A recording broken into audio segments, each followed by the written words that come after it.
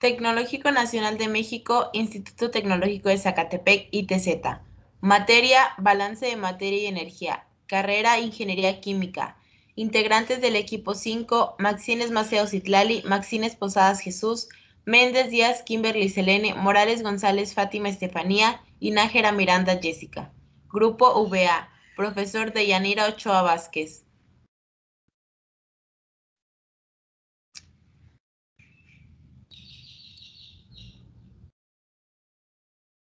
A continuación vamos a presentar la evaluación del tema 4, que es balance de energía con reacción química.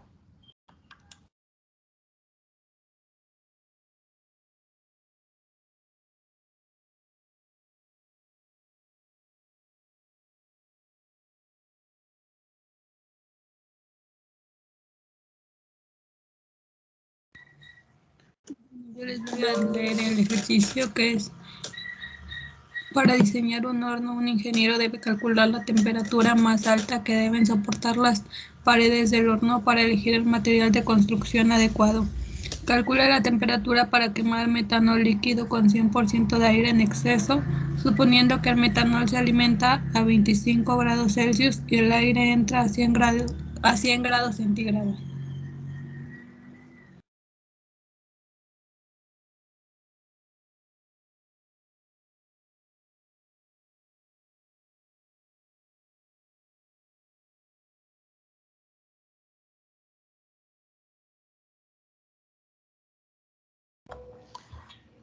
Bueno, ahora como siguiente tenemos lo que es nuestra reacción. Tenemos el metanol en estado líquido más 3 medios de oxígeno que nos dan como resultado el dióxido de carbono y 2 moléculas de agua en estado líquido. La entalpía de combustión de calor de esta ecuación del metanol es de menos 726.6 kJ sobre mol. Esto fue sacado de la tabla B, un libro del Felder. Y bueno, aquí tenemos nuestro horno en el cual se introduce un mol de acuerdo con la reacción se introduce un mol de metanol y después tenemos lo que es las entradas de los moles de oxígeno, los moles de nitrógeno a una temperatura de 100 grados Celsius. Estos tenemos una incógnita denominada N1, por lo cual vamos a darle valores a lo largo de este ejercicio. Vamos a encontrar ese valor correspondiente. Los moles del dióxido de carbono, el agua en estado vapor y los moles de oxígeno, moles de nitrógeno, y lo que nos están solicitando ahora es una temperatura adiabática. ¿A cuál será esta temperatura a la que salen estos reactivos o algunos componentes? Bueno, a continuación vamos a hacer el cálculo de las cantidades de los componentes. Tenemos que el número de moles del oxígeno de manera teórica son 1.50 mol. Entonces vamos a ir haciendo los cálculos. Nos dice que N1 es igual a 2 por 1.50 mol, que nos va a dar en total 3.00 mol de oxígeno alimentado. Vamos ahora a saber cuántos moles hay de nitrógeno. 376 mol por N nitrógeno sobre mol de oxígeno por 3 nos va a dar un total de 11.28 mol de nitrógeno. Por ende, los balances de materia dan los siguientes. N1 es igual a 1 mol de dióxido de carbono, N2 es igual a 2 mol de agua, N3 es igual a 1.50 mol de oxígeno y N4 es igual a 11.28 mol de nitrógeno.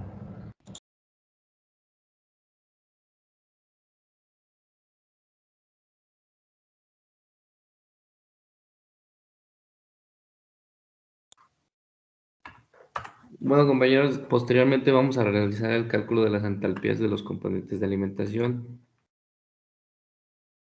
Como nos indica, nos pide que tomemos la referencia del metanol, el oxígeno y el nitrógeno a 25 grados centígrados, donde nos podría dar un resultado de 0 en su entalpía, y que la entalpía del aire la tomamos de la tabla B8, donde nos indica que a 100 grados centígrados la entalpía del aire es de 2.191 kilojoules sobre mol. Posteriormente vamos a realizar la ecuación 9.64 y vamos a sustituir estos valores en dicha ecuación, obteniendo así la multiplicación y el resultado es 757.9 kilojoules.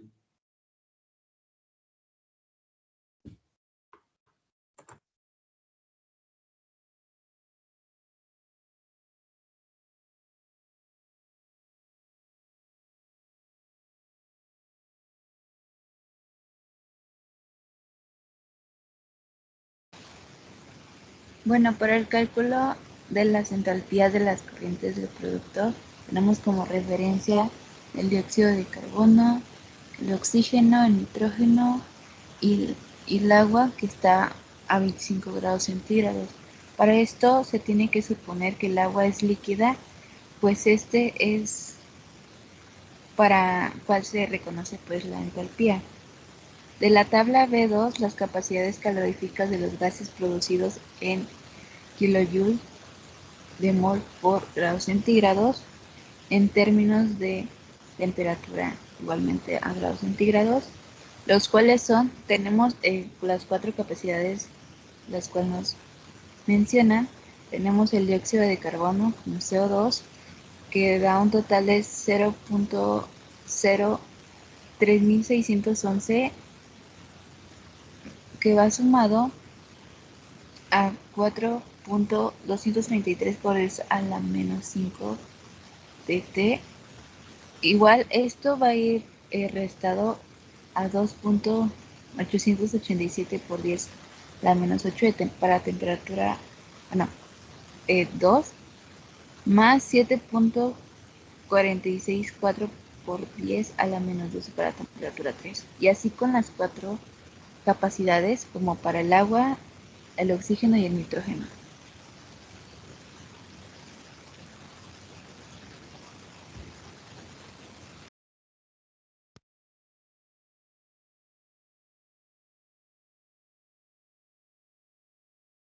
Bien, para saber las capacidades caloríficas que mencionó mi compañera, nos vamos a ubicar en el libro del Felder en la tabla B2. Se encuentran a partir de la página 639. Vamos a buscar primero el agua en un estado gaseoso. Esos son los valores que ocupamos ahí. Están elevados a la menos 3, a la menos 5, a la menos 8 y a la menos 12. Estas son las capacidades caloríficas del agua en estado gaseoso. Después buscamos las capacidades caloríficas del dióxido de carbono. Después buscamos las capacidades caloríficas del nitrógeno. Y por último buscamos las capacidades caloríficas del oxígeno. Y así se encuentran como es fácil encontrar las capacidades caloríficas.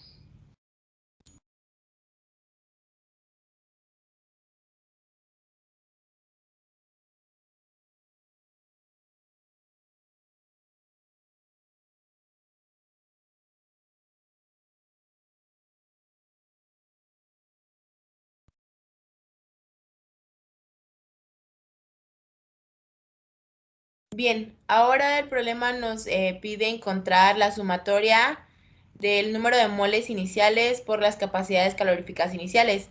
Entonces esto nos va a dar igual a 0.4378 más 9.826 por 10 a la menos 5 de t más 4.178 por 10 a la menos 8 de t cuadrada menos 30.14 por 10 a la menos 12 de t cúbica. Pero primero vamos a hacer la sumatoria del número de moles y de entalpías de salida, que nos queda N3 por el calor de las entalpías iniciales del agua más la integral por la sumatoria de número de moles iniciales por las capacidades caloríficas iniciales vamos a integrar con respecto a dt. Entonces, la sumatoria de salida de número de moles iniciales y entalpías iniciales es igual a 88.026 más 0.4378 de la temperatura que estamos buscando, más 4.913 por 10 a la menos 5 de la temperatura que estamos buscando al cuadrado, más 1.393 por 10 a la menos 8 de la temperatura que estamos buscando al cubo, menos 7.535 por 10 a la menos 12 de la temperatura que estamos buscando a la cuarta. Al sustituir algunos valores o reducir términos, nos quedaría que la sumatoria de salida del número de moles y de las entalpías quedaría 76.18 más 0.43384 de la temperatura que estamos buscando, más 4.913 por 10 a la menos 5 de la temperatura que estamos buscando al cuadrado, más 1.393 por 10 a la menos 8 de la temperatura que estamos buscando al cubo, menos 7.535 por 10 a la menos 12 de la temperatura que estamos buscando a la cuarta.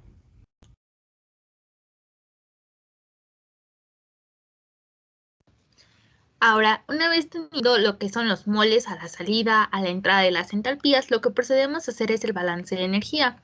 En este caso tenemos que se va a despreciar el trabajo, la energía cinética y la energía potencial, quedándonos el balance como que el calor es igual a la diferencia de entalpías. En la diferencia de entalpías tenemos los que son los moles de salida por las entalpías de salida, y esto nos da como resultado que es igual a los moles de ahora sí de la formación de todo lo que es nuestra reacción, que multiplican al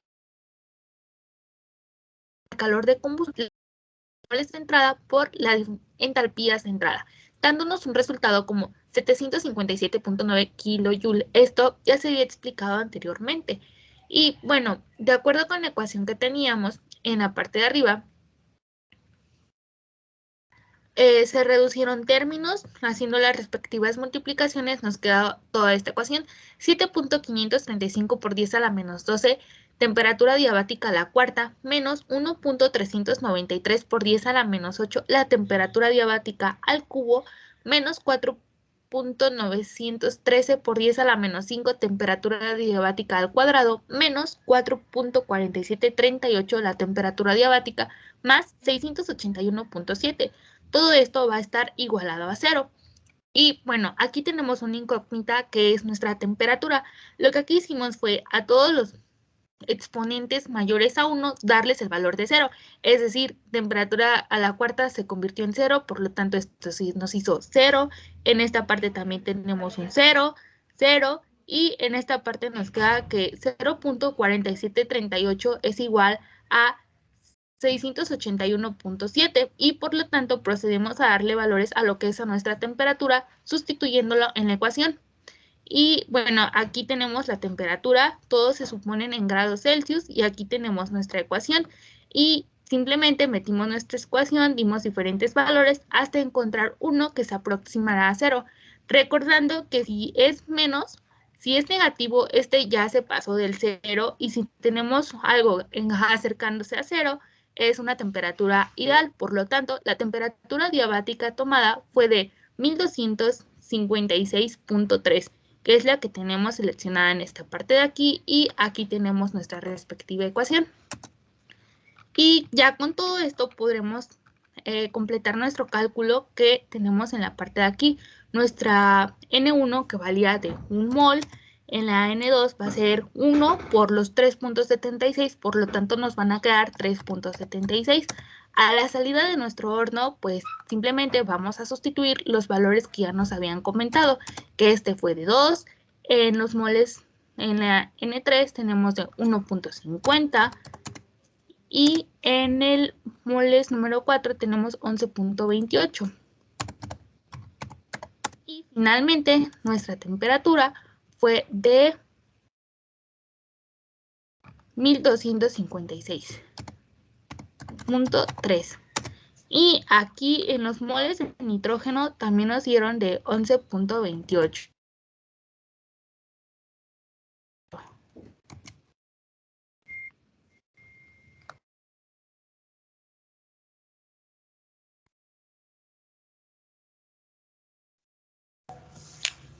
Bueno, ya para finalizar el problema, pues llegamos a la conclusión que las paredes del horno nunca estarán expuestas a temperaturas mayores de 1256 grados Celsius. siempre y cuando las propiedades de alimentación y el aire permanezcan iguales.